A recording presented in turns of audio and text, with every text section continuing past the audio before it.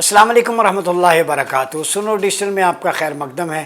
नाज़रीन, सबसे पहले तो व्यूअरशिप का शुक्रिया अदा करता हूँ। आपकी पॉजिटिव फीड, क्रिटिकल आपके कमेंट्स, एनालिसिस खुशदिली से हम कबूल करते हैं और कोशिश होती है मेरी कि स्टफ़ को मज़ीद रिसर्च बेस्ड बेहतर बनाया जाए।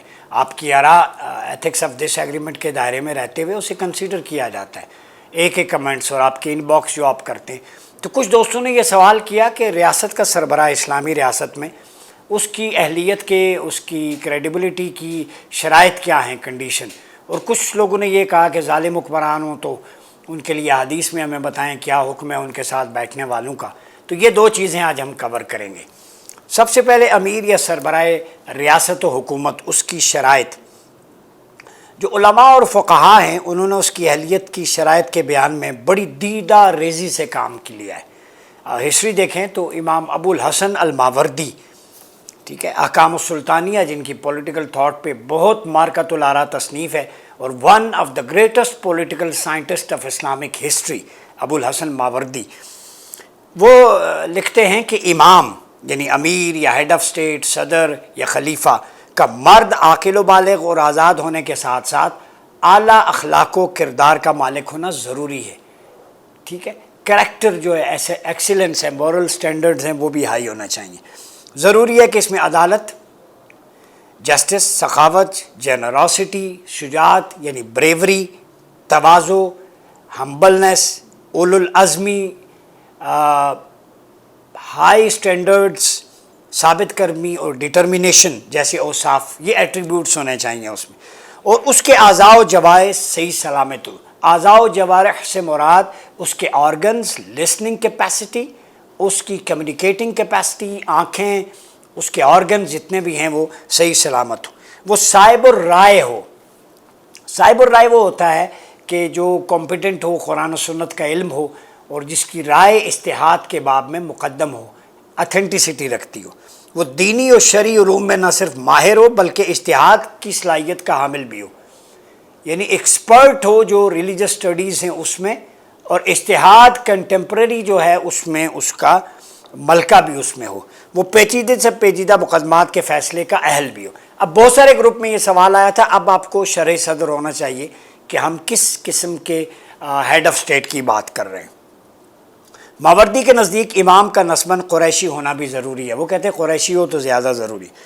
फिर मावरदी ने खलीफा और इमाम के जो औसाफ और उसकी अहलियत के शराइत बयान करते हुए खुलफाए राशिदीन को बतौर नमूना, मयार और आइडियल पेश किया है। बिल्कुल सही है। उन्होंने खलीफा इमाम की अहलियत की जो शराइत व सिफ़ात हैं अपने इंतहाई कामिल मरतबे में बाएतबार क़ुव्वत इल्मी या क़ुव्वत अमली के ज़रूरी करार दी। इल्म भी हो, अमल भी हो, ये नहीं सिर्फ नॉलेज रखता हो, प्रैक्टिकल उसकी प्रेजेंटेशन भी हो। ठीक है, तो अगर हम देखें तो इमाम गज़ाली के नज़दीक वन ऑफ द ग्रेटेस्ट इमाम गज़ाली अलैहि रहमा, इह्या फ़ी उलूमुद्दीन उनकी मार्कतुल आरा तसनीफ़ है, कीमियाए शहादत है। आप शरई उलूम के माहिर और साहिब और राय को तरजीह देते हैं, यह हेड ऑफ़ स्टेट होना चाहिए। नीज़ शुजा और बहादुर मुशीरों की मौजूदगी में खलीफा इमाम के लिए जिहाद और की क़ुव्वत, सलाहियत, किफ़ायत और अशियावत राय की सिफत को भी ज़रूरी नहीं समझते। आप समझते हैं कि उसके इर्द गिर्द अच्छे वेल इक्विप्ड ब्रेव सोल्जर्स हैं, अच्छे पायलट्स हैं, जहाज़ उड़ाने वाले। मैं मिसाल आजकल की दे रहा हूँ, टेक्नोलॉजिकल एडवांसमेंट में उसकी अच्छी सिपा लश्कर है, तो फिर अगर उसके अंदर वो अस्करी उमूर न भी हो तो काफ़ी है। अगर जैसे हमारी पाक फ़ौज का इदारा मुनज़्ज़म है, तो अगर head of state non military में से, सिविलियन में से हो, कुरान फहमी, दीन फहमी, इज्तिहाद, आज़ाओ जवारे सलामत हो, तो वो ठीक है, वो फ़ौज को भी आगे कैरी कर सकता है। ठीक है, खलीफा इमाम के बारे में इब्न खुल्दून ने मावरदी और गज़ाली की फ़हरिस्त को मज़ीद मुख्तसर कर दिया। इब्न खुल्दून हिस्टोरियन बहुत बड़े थे। उन्होंने कुरैशियत की शर्त को साख़ित कर, ज़रूरी नहीं कुरैशी हो उनमें से। इब्न खुल्दून के नज़दीक खलीफा और इमाम में 4 औसाफ पाए जाने चाहिए। इब्न खुल्दून के नज़दीक वो 4 इल्म, नॉलेज, अदालत, किफ़ायत और अदाओ जवारे की सलामती। इल्म के मामले में वो मावरदी का हमनवा है। इसके नज़दीक खलीफा इमाम में इज्तिहाद व इस्तिंबात की सलाहियत का पाया जाना ज़रूरी है। ابن تیمیہ کے نزدیک قوت، امانت، شجاعت و عزم اور صدق جیسی اوصاف کا پایا جانا ضروری ہے، ٹھیک ہے۔ شاہ ولی اللہ محدث دہلوی، آپ نے وہی اوصاف بیان کیے جو قریب ماوردی نے 700 سال پہلے بتائے تھے۔ ان کی رائے میں خلیفہ کا عاقل، بالغ اور آزاد ہونے کے علاوہ شاہ ولی اللہ کے نزدیک اعلیٰ اخلاق و کردار اور عمدہ شہرت کا حامل بھی، اچھی شہرت ہو۔ ضروری ہے کہ بہادر، شجاع اور صاحب الرائے ہو، علوم شریعہ کا حامل ہو اور فصیح الکلام ہو، کمیونیکیشن سکلز اچھی ہوں اس کی، اعضاء و جوارح میں نقص نہ ہو۔ یہاں دانت نہیں ہوتے، چلا نہیں جاتا، بیمار ہوتا ہے لاغر، تو اس کو ہیڈ آف اسٹیٹ بنا دیتے ہیں۔ المیہ آپ دیکھ لیں ہیڈ آف اسٹیٹ کیسا ہونا چاہیے۔ جب 70 کے بعد فاتر العقل ہو جاتا ہے، کچھ بھی سجائی نہیں دیتا، لوگ پکڑا کے چلتے ہیں، وہ بیوروکریٹ اور ہیڈ آف اسٹیٹ بنا پھر۔ یہ ہے آپ کا نظام، اور یہ شرائط جو میں بیان کر رہا ہوں اللہ رسول کا کوئی خوف خدا کریں۔ سینما کی ٹکٹیں بلیک کرنے سے لے کے عہدوں تک جانے تک بہت لمبا سفر ہے پاکستان میں، نہ جانے کیا۔ ایک دن بندہ جیل میں ہوتا ہے، اگلے دن پرائم منسٹر ہوتا ہے۔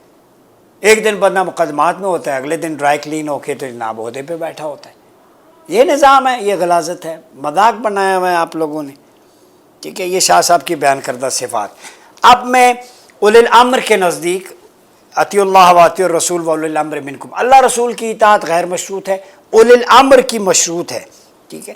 مسلمان ہو لیکن اولی الامر جب تک اللہ رسول کی اطاعت کرتا رہے گا اس کی اطاعت واجب ہے، ورنہ اس کی اطاعت واجب نہیں ہے۔ پھر ابو سعید خدری کی روایت ہے اور مسند احمد کی 11135، حوالہ دے کے بات کر رہا ہوں۔ آپ صلی اللہ علیہ وسلم فرمایا کچھ حکمران ہوں گے کمینے قسم کے لوگ، ان کے پاس کثرت سے ہوں گے۔ آپ اندازہ کریں، حکمران تکون امرائی تخشاہم غواشن او حواشن من الناس، آپ صلی اللہ علیہ وسلم کے الفاظ پہ غور کریں کہ کچھ حکمران ہوں گے کمینے قسم کے لوگ، ان کے پاس کثرت سے ہوں گے۔ اب سمجھ آ گئی، حکمران کچھ ہوں گے ان کے پاس کمینے سب سے زیادہ جائیں گے، ٹھیک ہے۔ وہ ظلم کریں گے، جھوٹ بولیں گے۔ جو آدمی ان کے پاس جا کر ان کے جھوٹ کی تصدیق کرے گا اور ان کے ظلم پر ان کی اعانت کرے گا، اس کا مجھ سے اور میرا اس سے کوئی تعلق نہیں ہے۔ جو حکمرانوں کے ظلم کی تائید کرے میڈیا پہ بیٹھ کے، as an anchor person, as reporter, as news caster, as owner, کوئی بھی، یا ان کا سیکٹری یا عام آدمی یا علماء میں سے، درباریوں میں سے کوئی بھی، آپ نے فرمایا وہ ہم میں سے نہیں، ہم اس میں سے نہیں۔